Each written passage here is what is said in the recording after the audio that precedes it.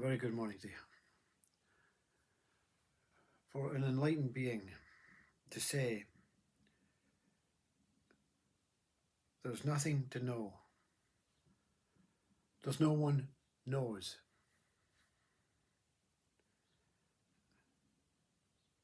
I don't know anything means simply this, that this being knows information. The brain, the mind, is programmed from the moment of understanding language, words, identities, installs information into the what we call our self. You can define it by saying our mind or our brain, but it is my whole self that stores all information. So this is not knowing, you see. This is just regurgitating and reintroducing and recycling the information that is not true to that what thinks it knows. That what thinks it knows, thinks it knows. That what thinks it says, I am a body, thinks it knows that it is a body because it has been educated into saying body.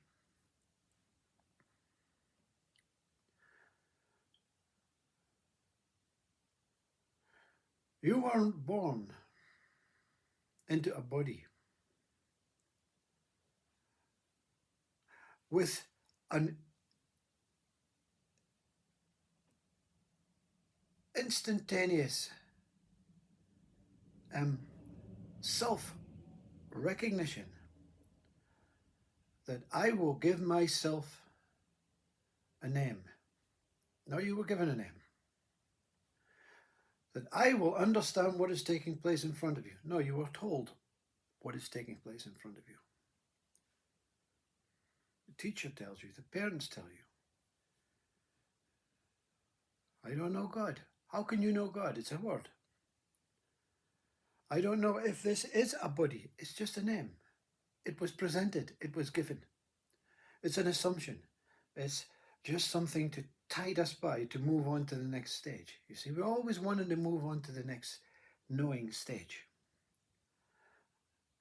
As a child, parents says you'll know this much, and when you get older to be a teenager, you'll know this much, and when you become a fully grown adult in a working environment, you'll know this much, or you can go to university and know this much. And then when you get older and older and older, the knowing will grow and grow and grow. And you will take all this knowing with you into your death. It's pretty obvious that you don't have to know that we lose information. You ask a patient in a hospital that is, we call suffering dementia. It is losing information every day. And those that get old and apparently get old because we don't know, because it's an idea that we're getting old. It's an idea that we're going forward. It's an idea that that's the universe. It's an idea that we're on a planet. It's an idea that gravity is an actual mechanical constructed event by a God that we don't know, or a universe that we don't know. You see, the ego has been annihilated, and the other egos that confront this say, what's the point, you see? But that's okay. We have to have the information because that's what we do. We provide information to each other because of an ongoing fear that if we don't, we've let each other down. No human being lets another human being down, unless It's in a violent situation in an enclosed space, in a home environment, or in a prison, or um, in the House of Commons, probably, where they are continually conflicting and contradicting and superpowering the one that they want to know what I knows. There is no knower, you see. That's the enlightened being's state.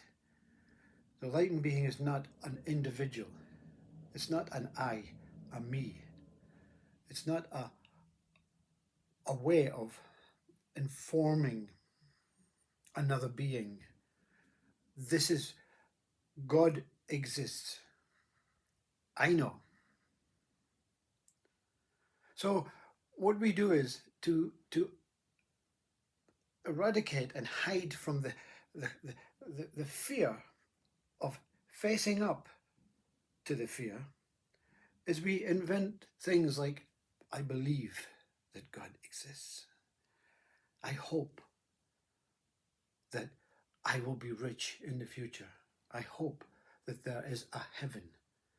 So we make plans, imaginary ways, methods of what's going to take place. And then we say, let death deal with that. Let's just party. Let's just play on information. Let's just piss each other off and how much information I know more than that one. I'm going to be the best quizzer. I'm going to be the most intelligent scientist. I'm going to be the first man on the moon. I'm going to be the first kid to score the first goal. I'm going to be the celebrity. I'm going to be the monkey in class. Yeah, I'm going to do anything other than confront one knowing. And when you confront the one knowing, it actually destroys the information. And what remains is you become the unknown. How can the knife cut itself? How can the Godhead know it's a Godhead? How does your eyes know their eyes? Information, made up words. Why do you think these two things are called eyes? Because they are replicating the real eyes. Not the third eye, not the inner eye, but the eye, the symbol eye. Many centuries ago, maybe 55,000 years, we had no mind to the extent of knowing, of information.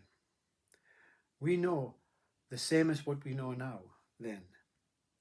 We know we exist. That's the only thing you know. You get up in the morning and you breathe and you say it within to yourself. You don't say it outwards. Oh, I'm in a room. I'm the same person as I was yesterday. You don't even have to open your eyes. I'm here. I'm back in this land of the living. That's what they call it. I know I exist. I am. And 55,000 years ago, that's all they knew. They didn't have a mind that built information. And we think we are evolved. This information destroys countries. This information separates children. This information destroys communities. And the ego will say that, yeah, but this information eradicates viruses. Yes, but the viruses that we created, that we cause. Oh, but this information can get us to the moon, you know. Well, you know, I don't know about you, but I don't have enough money for a ticket, you know. This I that thinks it's a person does not work in a job that's going to give me the benefits of getting a ticket to the moon once this beautiful aircraft is built, you know. And it's just an idea that the moon whatever the moon is a place above us, below us. In fact, if you look at it at night, sometimes it's higher. Sometimes you don't see it. We have made information that says this is height up, this is down below. We're pointing down below to the earth.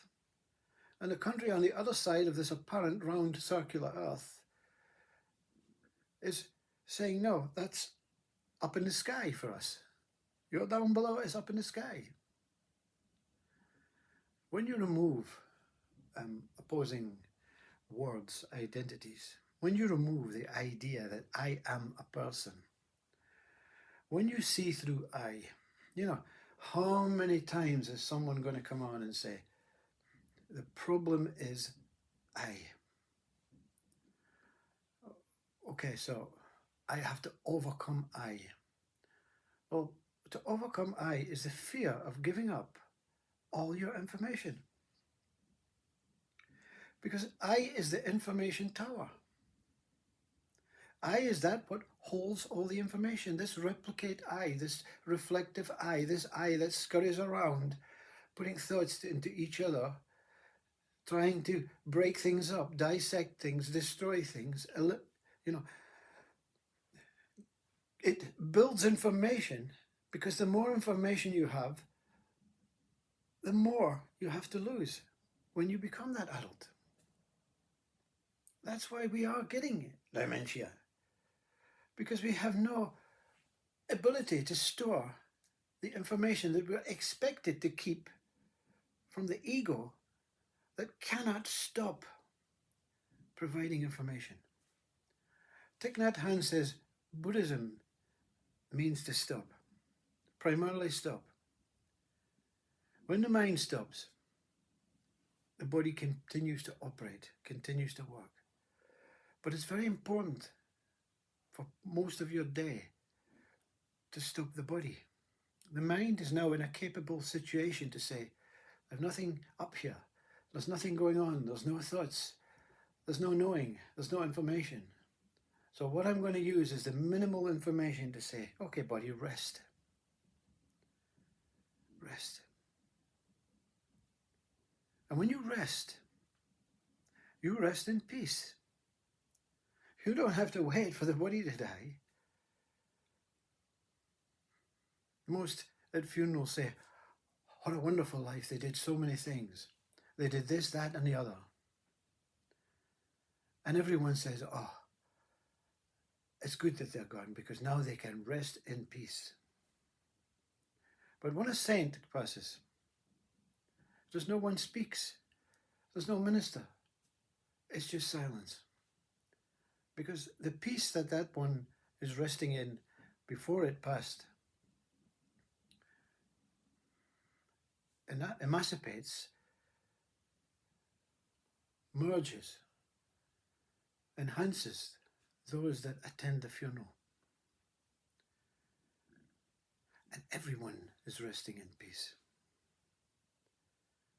Can you rest in peace right now? Resting in peace means no mind action, no activity, no knowing, no information, no assumption, no guessing, no hoping, no believing, no attaching, no associating. Not even saying this beautiful light is present. There's only one thing present. Everything that is taking place within the device, outside the device, all around, down below, up above, in the other countries, in the stars, in the universe that you believe is names and exists through information, is all at peace and all one. And when you go beyond the one, this non-dual, another world, another experience, another sifting through the fear. Positive to be non-dual is very positive, because you're on your way, but non-dual is not the end. When you go beyond non-dual, though, you'll see that all of this is continually emptying, filling and emptying, filling and emptying. Everything is resting in peace, with a fluctuation of coming and going. And this coming and going is just soft feathers that we make into boulders, icebergs, and gladiators, tanks, nuclear bombs, everything that we know is true to us grows arms and not legs just because we think tanks exist and not as feathers. Bombs and stones exist and not as feathers. When everything becomes feather-like, Thich Nhat Hanh has done all of us justice. When everything becomes feather-like, it means the mind is not moving. It is still and silent. The body is not moving. It is still and silent. You don't have to stay like this for the rest of your life. You just have to experience this one moment. This one resting in peace moment that never comes and goes.